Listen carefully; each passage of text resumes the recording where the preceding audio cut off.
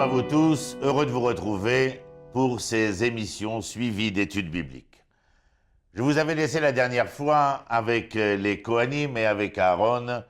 Aujourd'hui et encore et toujours dans ce désert qui nous mène vers la terre promise par l'Éternel, eh bien j'aimerais m'entretenir, ou plutôt vous entretenir, d'un personnage des plus emblématiques, un des personnages les plus éminents qui soit. Je veux parler de Moïse. Le texte biblique a une manière de le décrire. Parmi toutes les descriptions qui viennent rappeler le personnage de Moïse, celle-ci est à mes yeux très importante.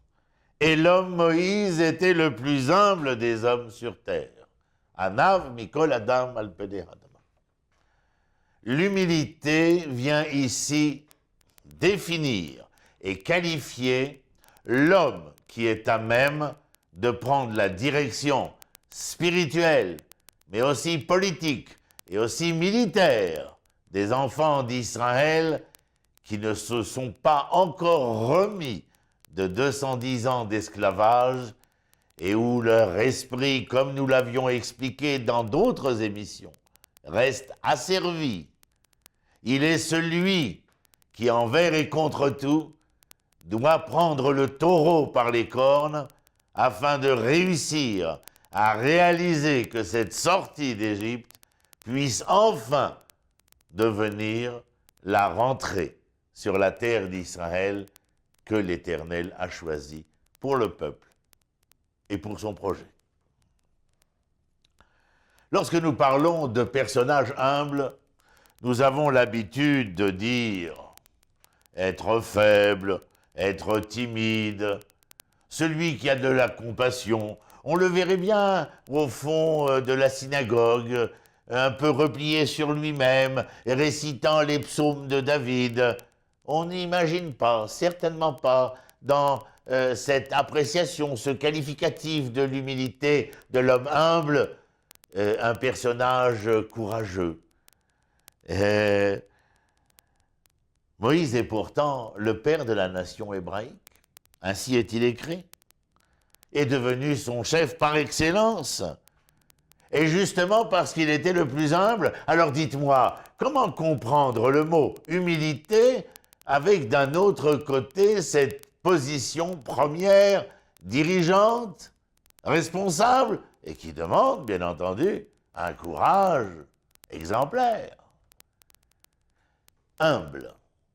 Nous n'avons pas le temps d'en faire un véritable cours qui serait exhaustif.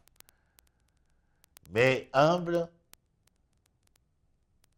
qui rappelle dans le texte l'humilité, rappelez-vous, Adam, l'homme.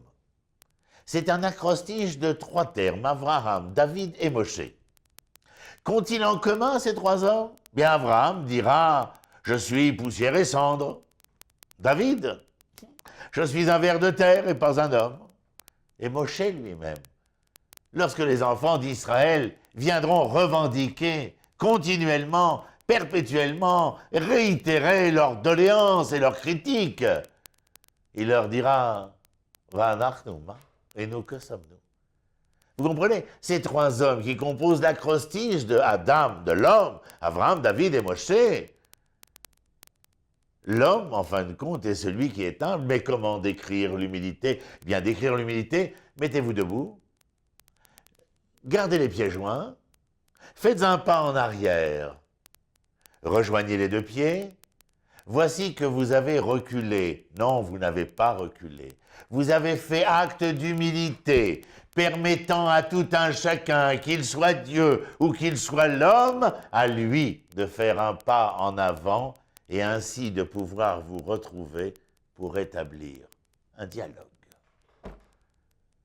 Vous ne pensiez pas, n'est-ce pas, qu'il fût possible d'expliciter le terme humble, anav, de manière aussi rapide. Et pourtant, voilà que c'est possible, voilà que nous avons établi que le pas en arrière, qui était dans la manière d'être de Moshe, bien qu'il s'agisse ici d'un personnage omniprésent par ses qualités, par le pouvoir qui lui était dévolu, eh bien sa capacité À faire ce pas en arrière lui permet de rencontrer l'autre en tant qu'homme de la même manière qu'il pourra rencontrer l'Éternel, mais c'est à cet homme que l'Éternel veut parler. Pourquoi à cet homme? Eh bien parce que cet homme est capable de laisser place à l'omnipotence, à l'immanence de l'Éternel Dieu d'Israël.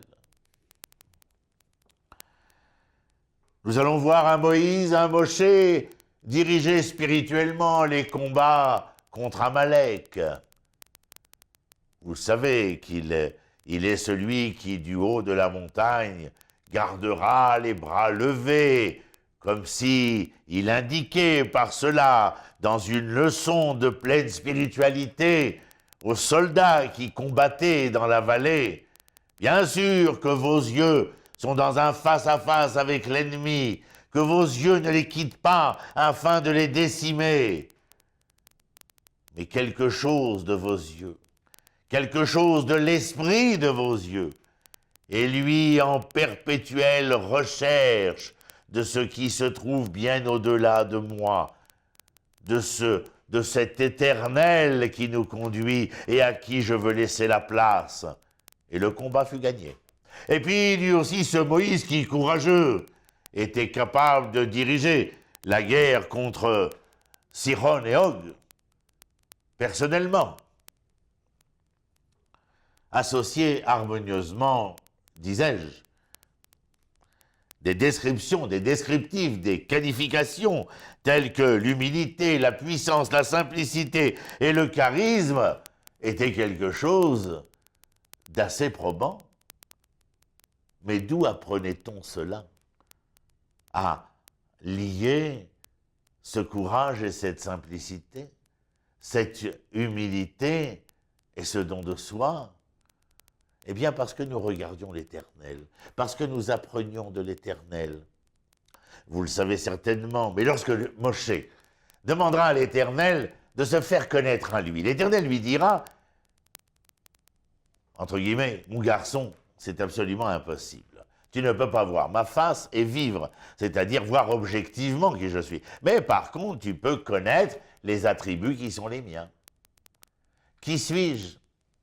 Les 13 attributs que nous récitons pendant le mois Tishri.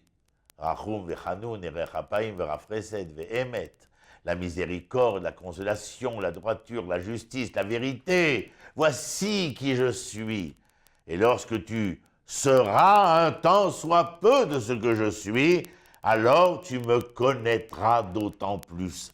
C'est-à-dire que plus tu seras dans cette fameuse identité morale de la manière d'être homme hébreu dont nous parlons à chaque fois, et plus tu réduiras de cette subjectivité connaissante, et plus tu seras à même de découvrir l'Éternel. Oui, c'est lorsque tu seras humble et courageux que tu connaîtras un peu plus l'Éternel que si tu n'étais pas humble ni courageux. Est-ce clair? Ce sont des choses qui sont complémentaires. Nous avons un chant que nous chantons en général le Shabbat, Aoz ve'ahava. Aoz ve'ahava, c'est justement ce courage et cet amour, des qualités qui ne sont pas contraires. Lorsque je suis courageux, je dois manquer d'amour. Lorsque je suis en amour, je suis faible et je manque de courage. Que nenni, mon ami, au contraire. Il s'agit ici de qualités, d'attributs, de midot, c'est-à-dire de vertus qui sont pleinement complémentaires. Dans un texte talmudique, il est écrit « Partout tu rencontres la grandeur divine, tu rencontres son humilité. » Son humilité, car Dieu crée le monde, les montagnes, le vent, les tempêtes, et c'est lui, en même temps, qui se préoccupe du sort de la veuve et de l'orphelin. Comment est-ce donc possible? Être cet homme éminemment créateur de l'ensemble, du groupe, du macrocosme, et venir et dire que ce même créateur-là est capable de s'inquiéter du singulier, de la particule, du microcosme. Aoz ve'aemuna, Aoz ve'ahava. La force et la confiance, la force et l'amour. Il y a dans cela de cette révélation d'attributs qui fait que l'Éternel Créateur, qui me demande pour le connaître de lui ressembler, qui me demande un tant soit peu, comme je le disais et que je réitère maintenant, eh bien qu'il fallait que Moïse soit justement cet homme qui avait pleinement conscience, vous vous rappelez, on avait parlé de ça il y a quelques semaines, pleinement conscience comme homme de pouvoir de l'ensemble d'Israël et du devoir qui faisait de lui l'homme qui devait mener Israël depuis la sortie d'Égypte jusqu'à la terre d'Eretz Israël. Mais cet homme à qui il fut demandé de prêter attention, de dénombrer, de prêter garde à tout un chacun. Voici donc la possibilité, en tout cas c'est ce que l'Éternel demande, d'avoir cette appréciation non seulement du pluriel des choses, mais de savoir partir à la rencontre à l'intérieur de ce pluriel, de chaque événement, de chaque être singulier. Comment est-ce possible? Oh, lorsqu'on est l'homme du pouvoir, on va toujours de l'avant. Mais lorsqu'on s'inquiète des composantes de ce pouvoir, il faut être suffisamment humble, savoir faire ce pas en arrière pour que les dialogues avec autrui, que cette altérité-là de la relation de l'homme avec l'autre puisse être et exister. Moshe sera le plus proche de l'Éternel, le plus grand des prophètes. Il n'a rien à voir avec celui chez qui il a grandi, je vous le rappelle. Il grandit au palais de Pharaon, il est ce qu'on appelle en français le prince consort, c'est-à-dire celui qui serait à même, tout simplement, de succéder à Pharaon, peut-être, qui sait. En tout état de cause, voilà bien un garçon, un jeune homme, un homme qui, bien qu'ayant grandi au sein d'un palais et donc d'une éducation, d'une manière d'être homme particulière, eh bien va faire valoir et remarquer les différences qui existent, différences fondamentales entre le pharaon qui se considère Dieu, qui se considère le Créateur, omniprésent, omnipotent, et un Moshe qui va faire valoir cette humilité pour laisser place à l'Éternel et laisser place à l'homme. Ce sont des choses éminentes qu'il faut rappeler concernant notre premier dirigeant, Moshe Rabbeinu. Lorsque son frère et sa sœur, Myriam et Aaron, auront des propos assez inqualifiables concernant, Moshe ne prendra pas la mouche. Il ne se rebellera pas contre le frère et la sœur. Il laissera les choses se faire naturellement. Si quelqu'un devait être atteint d'une pathologie de la peau, ce n'est pas Moshe qui le demanderait. Lui, au contraire, viendra et demandera la guérison totale, rémission complète. Remarquez le personnage auquel nous avons véritablement affaire. Il y avait quelque chose de plus que l'humilité, si je peux dire un mot dessus. C'est d'une certaine manière aussi l'annihilation de Moshe devant l'Éternel, devant le Créateur, afin que le message divin ne puisse pas souffrir, ne serait-ce que l'once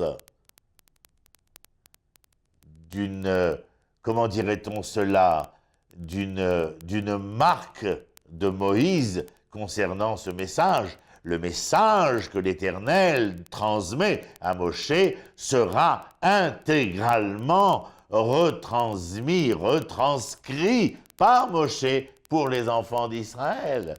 Il n'y aura dans aucun de ses propos une intervention, comment dire, une volonté de faire valoir un tant soit peu de sa pensée. Il est en quelque sorte ce que nous appelons un verre transparent. Un verre transparent, le message traverse véritablement cela. Je vous avais dit, je le rappelle, que Moshe arrivera en Égypte à l'âge de 80 ans.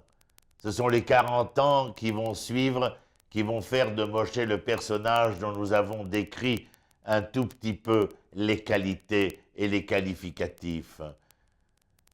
Moshe vient, il est un homme qui a grandi au palais, comme nous l'avons dit, qui a appris ce qu'était savoir un port altier, être noble, courageux, etc., etc., comme ce que l'on enseignait aux princes. Eh bien, lui ne demandera jamais de hautes fonctions. Il se contentera de fonctions qui lui permettront de partir à la rencontre d'autrui. Il fut l'homme le plus humble de la terre. Il fut l'homme le plus extraordinaire, car il fut lui, celui qui reçut l'héritage spirituel de la part du Créateur.